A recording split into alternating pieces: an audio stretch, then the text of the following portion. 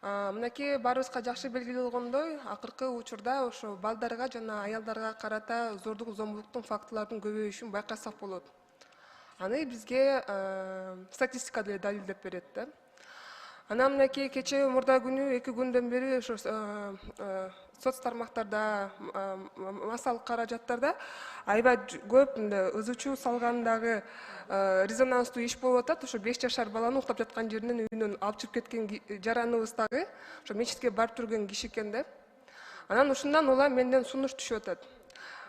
Биздин жарандар ар бир 5-күнү жума намазга барышат эмеспи? Ошо жума намазынын алдында балким биз ошо имамдарга кандайдыр бир протокол тапшырма беребиз.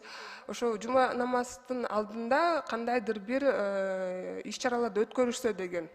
Эскертүү максатында болобу, же болбосо аялдарга, балдарга негизи эле ошо адам баласы болгондон кийин бири-бирибизге мындай аярлуу мамиле кылсак деген ошондой максатта бир иштер чараларды алып барса, бул дагы балким ошол зордук зомбулукту азайтууга алып келеби деген үмүттөн ушундай сунуш түшүп атат да.